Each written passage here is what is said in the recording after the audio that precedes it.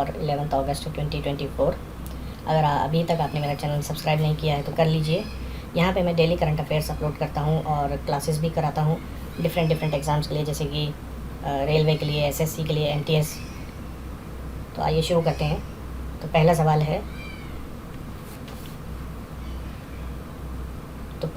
है which day is observed as International Day of Indigenous People. तो कौन सा दिन है जो International Day of Indigenous People के तौर पे मनाया जाता है? तो इसका सही जवाब है 9 अगस्त। आइए अब अगला question discuss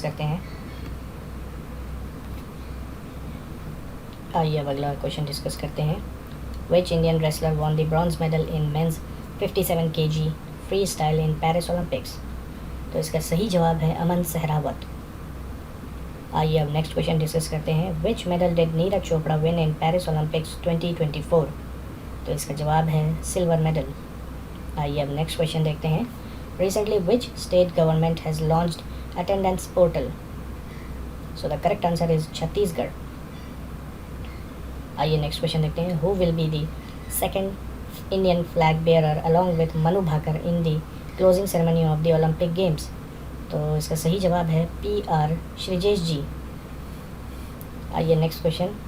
reserve Bank of India has increased the UPI payment limit from 1 lakh rupees to how much.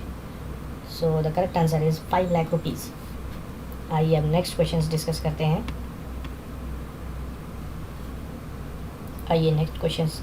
हैं।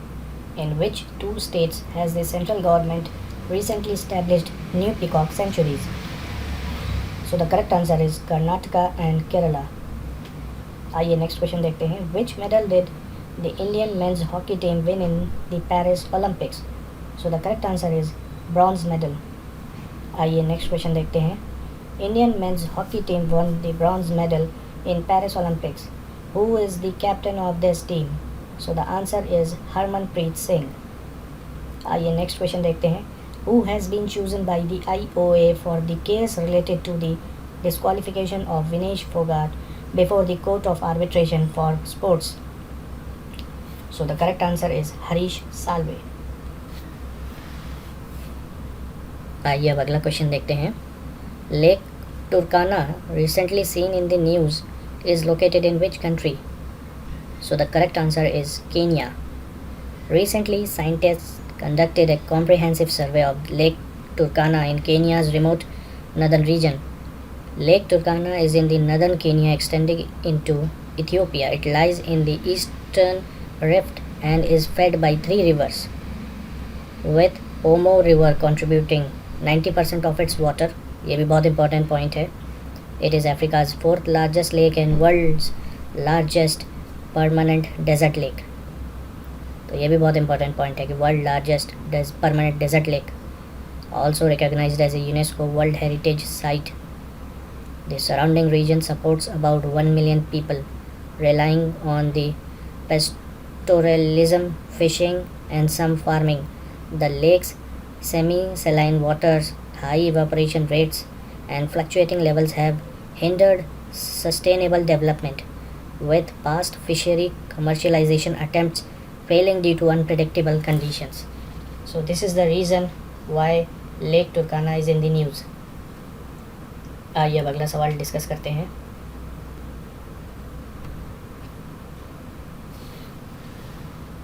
What is check truncation system CTS recently in the news? So the correct answer is the process of stopping the physical movement of a check and using its electronic image instead. Now let's look for the reason. The RBI recently introduced continuous clearing of checks under the check truncation system for faster check clearance. CTS is an online system that captures and transmits check images and magnetic ink character recognition data electronically, eliminating the need for physical check movement.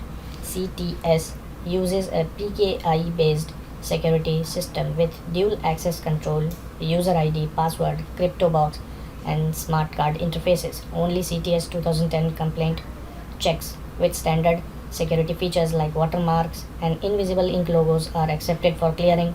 Standardization helps banks in processing and recognizing checks efficiently. तो ये था reason कि क्यों cheque truncation system news में था।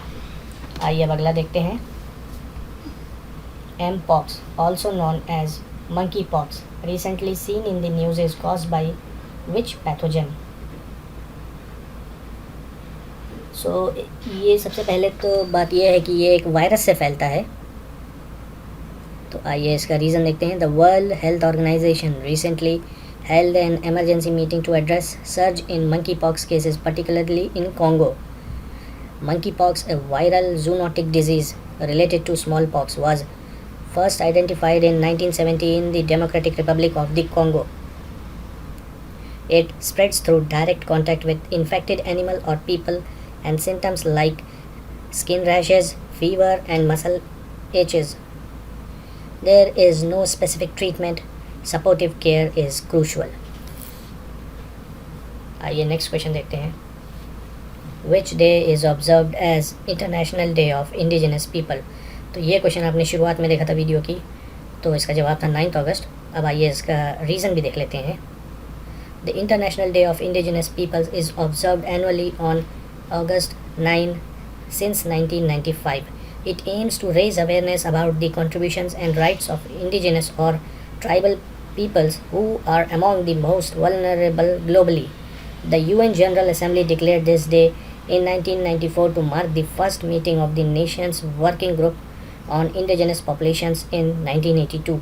The theme for 2024 is protecting the rights of indigenous peoples in voluntary isolation and initial contact, highlighting the need to safeguard these communities. तो ये था रीज़न। तो उम्मीद करता हूँ आज की वीडियो आपको बहुत इन्फॉर्मेटिव लगी होगी। आगे मैं और ऐसी वीडियोस डालता रहूँगा। तो अभी तक अगर आपने मेरा चैनल सब्सक्राइब नहीं किया है तो कर लीजिएगा। धन्यवाद।